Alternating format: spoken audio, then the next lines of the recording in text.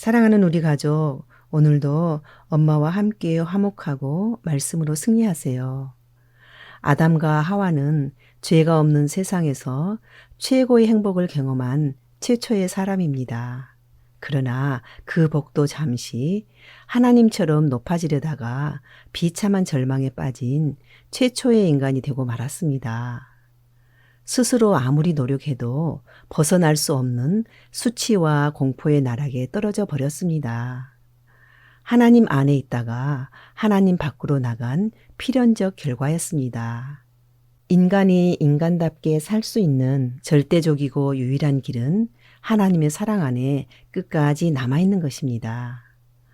에덴에서 쫓겨나온 아담과 하와의 삶은 어떻게 전개될까요? 창세기 4장 1절 2절입니다. 아담이 그의 아내 하와와 동침하매 하와가 임신하여 가인을 낳고 이르되 내가 여호와로 말미암아 등남하였다 하니라.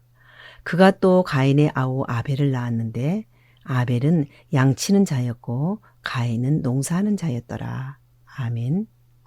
아담과 하와는 두 아들을 낳았습니다. 두 아들이 장성하여 가인은 농사하는 자가 되었고 아벨은 양치는 자가 되었습니다. 창세기 4장 3절에서 5절. 세월이 지난 후에 가인은 땅의 소산으로 제물을 삼아 여호와께 드렸고 아벨은 자기도 양의 첫 새끼와 그 기름으로 드렸더니 여호와께서 아벨과 그의 제물은 받으셨으나 가인과 그의 제물은 받지 아니하신지라. 가인이 몹시 분하여 안색이 변하니. 아멘. 세월이 지난 후에 가인과 아벨은 하나님께 예배를 드렸다고 했습니다. 그런데 하나님께서 아벨의 예배는 받으시고 가인의 예배는 받지 않으셨습니다. 하나님께서 단 한 번의 예배를 보시고 아벨의 예배는 받으시고 가인의 예배는 거절하셨을까요?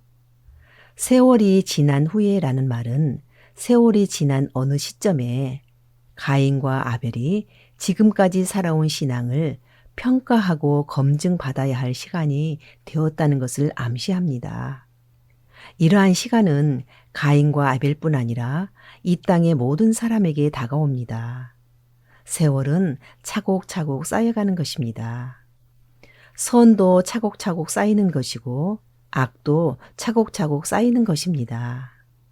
기도도 차곡차곡 쌓여서 하나님의 응답의 역사가 일어나고 말씀도 차곡차곡 쌓여서 믿어지게 됩니다. 이처럼 세월은 지나가서 없어지는 것이 아니라 쌓이는 것입니다. 그 세월의 끝에는 반드시 하나님의 평가가 기다리고 있습니다. 가인의 예배도 오랫동안 하나님께서 보시고 차곡차곡 쌓으셨습니다. 그리고 예배에 정함이 없으니 받지 않으셨습니다. 우리의 예배도 없어지는 것이 아니라 차곡차곡 쌓여가고 있습니다.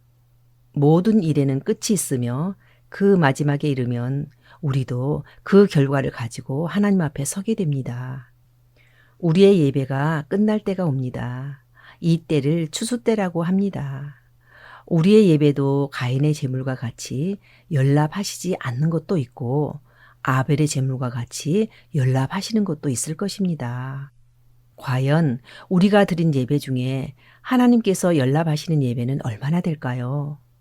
하나님께서 받으시는 예배와 거절하시는 예배가 있다는 것을 꼭 기억합시다. 구약시대의 제사란 죄로 인해 단절된 하나님과의 관계가 회복할 수 있도록 하나님께서 마련하신 제도입니다. 3절에서 가인과 아벨이 드린 제사는 추수감사 제사라고 합니다.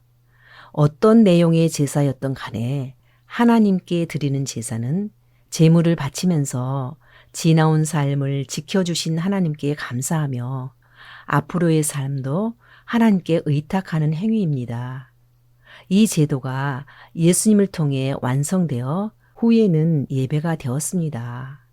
그러므로 예배는 인격을 수양한다거나 한가한 사람들의 여가 생활이 아닙니다. 죄로 인해 하나님과의 관계가 단절되었던 우리는 예수님께서 피 흘려 죽어주신 대속의 은혜로 말미암아 하나님과의 관계가 회복된 하나님 나라의 백성이 되었습니다. 예배는 그 은혜에 감사하여 내 생명의 주관자는 하나님임을 고백하며 하나님 앞에 엎드리는 것입니다. 사랑하는 우리 가족들의 예배는 어떻게 쌓여가고 있습니까?